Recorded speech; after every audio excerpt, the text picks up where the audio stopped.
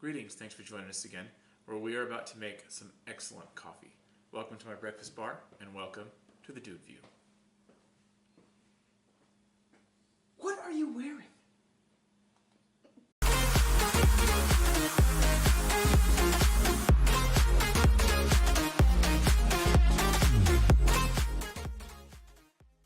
Alrighty, so, to make some coffee. You ready to do this? Yeah. Alright. You got any questions about what I got around me? What is this science fair looking thing? Okay, so I'm not exactly sure what that's called. I totally forgot, and then I threw away the box. Had it for Christmas. Anyway, it's like this pour-over method. And I'm going to teach you how to do it the right way. And it's kind of like, it's not the kind of thing you want to do like in the morning when you got to rush out the door. You probably want a good coffee maker that you time to start making the coffee, and so you just grab it and go. This is if you want to just like sit and relax and enjoy a good cup of coffee, maybe with like dessert or something, or maybe just all on your own, you know what I mean? So what I'm going to do first is obviously take care of the water situation.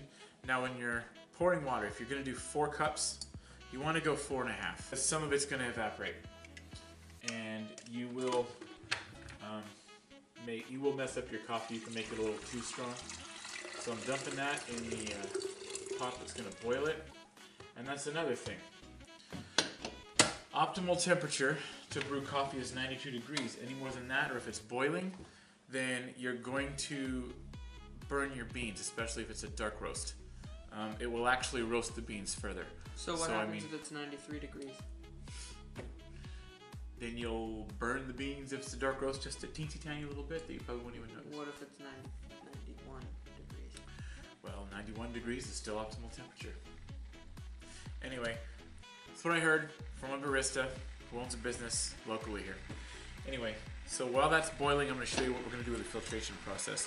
So a lot of people, I've heard people say, oh, these reusable filters are just fine. I don't think they are, and I'm going to show you why shortly. What I'm going to do first, oh, I'm sorry. Well, then stand here instead of lumbering like the Frankenstein monster. So, I'm using a paper filter. Frankenstein monster.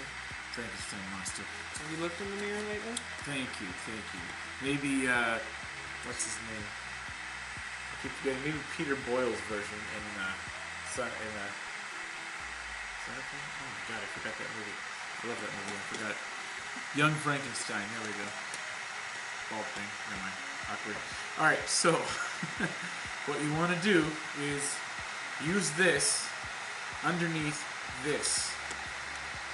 That way it can keep its shape because it's got something firm that helps it hold its shape. But if you go like this, then it sticks out. You know what I mean? You can get a smaller one. I kind of like the bigger ones, especially. Shut up. Moving on. You're about to see why I use both, or why I at least use the paper filter. Okay, it looks like it's almost boiling. We're gonna shut that off. I forgot a spoon. My spoon. So what you want to do when you spoon it out, more than heaping, no more than this. You don't want something like That reminds me of Alice. something like this where it's coming up the spoon and it's a little too high, but definitely more than heaping. You want something like this, and each spoonful will supposed to make a cup. So there's 3. No, that's to make a strong. 4 right here. That's to make a strong cup of coffee. I like strong coffee, but if you go too much, if you use a bigger spoon or if you get it too high, then you mess up your coffee. It just tastes like dirt, you know? Not dirt water, dirt. There's a difference. We're gonna rinse the spoon because I hate grounds in my coffee, even a little bit. That's why the filter thing's gonna happen. Now we're gonna pour over, and we're gonna go slowly, and we're gonna make sure every ground is covered in water. If it just looks like mud, then you're missing some grounds. All the grounds are gonna have like little tiny bubbles in them, and that's how you know you're using every ground. And you want to use every ground because you want your coffee to be as strong as it can be. Of course, without being messed up, but if you measured right, then you're not gonna mess it up. You're gonna utilize every ground. A cake? Yeah. You must be hungry. I am very hungry. Yeah. So we're gonna let that descend a little bit. You obviously don't want to overflow because that'll create a huge mess. Make sure you get all those grounds in there. All the grounds. Maybe we'll find some stock footage of this or something. Show people. I don't know. But there's gonna be kind of like little tiny foamy bubbles. And that's how you know the grounds are being utilized. You don't want the mud look on the edges because that means some of the grounds aren't being used. And some people like to stir it while it's doing this. I prefer not to because again I'm just paranoid about grounds getting in my coffee. And that is why I'm using 2 filters straight up. And I don't even need this. If there's a shape to hold the paper filter, I just use the paper filter because the paper filter is superior to this right here. And back to what I was saying before Robert made a rude comment. I like the bigger filters rather than the smaller ones because if you have a small filter and your setup is a little too big for it, you're going to get grounds in your coffee. Hey, it's not the size of the boat, okay? Oh my gosh, shut up. Alright, we're almost done here. You got to do it slowly. That's why you can't just like do this when you're trying to rush to work in the morning. Wait, You you're gotta gonna do finish this too when early? when you actually want to enjoy your fast? coffee, this is what you do. What? What? You're hilarious. Hilarious with a capital U. Alright. My mother's trying to hold back laughter back there. Yes, she is. Let it out. How do you even know about that? I'm 18! Alright, so it's about done. We're gonna let it drain for a little while. Do something with that. Oh, I've got a lot brewing up in here. I see the you know gears what I turning. mean? I'm gonna do a little bit of cleanup while you be a smartass. Professional smartass over here. Professional smartass, okay. I learned from the best. We're gonna let all that drain. And actually, I'm gonna show you what I like to do when it comes to sweetening it. Some people drink it black, that's fine, but I like to enjoy my coffee, and I'm not ashamed to admit that I like a little bit of sweetener in there. Helps bring out the flavor a little bit. That's my opinion. And agave, in my opinion, works really well with coffee, better than sugar, I think, when it comes to just the flavor and just kind of the blending of the flavors. You know what I mean? You need the right sweetener. Never use stevia. Ugh. Anyway, I like to just glaze the bottom a little bit. Not an awful lot. It looks like a lot, but actually sugar goes a longer way than agave.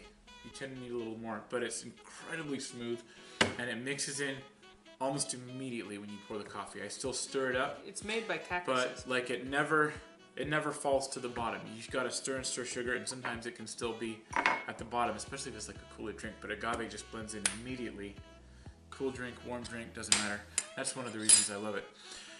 We are almost done here. David, why What? did you tap the spoon on the counter? You know, it's a habit. Get some water off of it. You're But about to stir your It's coffee. about wet. Yeah, I know. See, I don't like to dilute my coffee, even with a drop of water. If you have the right blend of grounds versus water, and the water's at the right temperature, you're not going to burn it, you're not going to dilute it, you're not going to make it too strong, and it's got to be perfect. You can't have little stupid random drops that get lost in your coffee. Stop it. Get some help. You so gotta show Michael Jordan. Anyway, all right, we're almost done here, and I'm going to show you definitively why I always insist on the paper filter. Anybody who tells you that a regular reusable filter does the trick is wrong. Watch this. It looks like we're done there. Take that for me if you don't mind. Put it to the side. Thank you. Take a look at this filter, all the junk in here. That would have been in my coffee, and that just doesn't fly. So, Well, let's lift it out and show removing them. the filter. Like this. Well, all right, yeah, show them again. If, See? you know, It's a lot better if you lifted it out like that. See? look at all that. That would have been in the coffee. I don't Looks think like so. someone wiped their butt. All right, go ahead, toss it. Don't drip it on the floor there. There we go. Okay. They're just like, oh yeah, I'm out of toilet paper. Time to use coffee filters. Oh, well. I've used napkins. Believe it or not, those work really well. Don't believe that movie Bright, where like he pulls the piece of napkin out of the coffee. No, I have used it. Now I like to double up. If you don't have any coffee Please filters, tell me you're talking about. 2 layers of napkin. Please tell me we're talking about the same thing. Probably not. All right. Because I was talking about how you ran out of toilet paper, so you had to use coffee filters, and then you said, I've done that. I've used napkins before. I'm like... Nice. That was awesome. All right. Moving on. Before this gets any worse. Let's take a moment. Edit. All right. If we've gotten it under control. This works. I don't know why it works. I don't know how it works, but you know how you have to kind of like, I don't know, aerate some alcohol? You know, you gotta let air get in there. Totally works with your coffee. Let as much air get in there as possible by pouring it kind of elevated. You get some nice frothy bubbles on the top. Those bubbles are awesome. I kind of want to try. Let me try. Go ahead. You try it. See, I spilled a little bit. It's hard to get it right with that thing. With my regular carafe, it's easy as hell. But this thing, it is just hard to not spill. I'm still getting the hang of that. Like we say in just about every video, we are not professionals. I spilled a lot less than you did. You did. Good job. I spilled 1 drop. And then you stir. If you got agave, you don't have to stir much, but enough. You don't want to get any of the coffee on the outside, of course. That'll be stirring too hard, and that's not good. Oh yeah. By the way, this is something he showed me a long time ago. If you guys can see that, I don't know if you can, but there's no coffee grounds in there at all. There's nothing. It's like water in there. As in the words of Jacksepticeye. Straight fucking water. Sorry. Watch your mouth. Alright. So, like I said, you want to pour it a little bit higher because it makes a difference with the flavor. Like, I don't know how. I mean, it probably sounds ridiculous, but I just it made totally this a makes a PG-13 difference. film. Wonderful. I used my 1 F-bomb. Are you ready to try your freaking amazing coffee? Yes. Now, why no creamer? I mean, you could flavor it with creamer if you want to. I personally don't like to. I really enjoy the coffee flavor. I like to sweeten it a little bit. Mm-hmm. I feel like that brings out the flavor a little bit. Because coffee's strong, let's face it. It's strong as hell. It's bitter. Even Javalia, they've tried to take the bitterness out of the coffee. It's still a bit bitter. It's kind of strong. I like some sweet in there because I feel like it maximizes what the coffee has to offer you. You know what I mean? All right. Cheers, mate.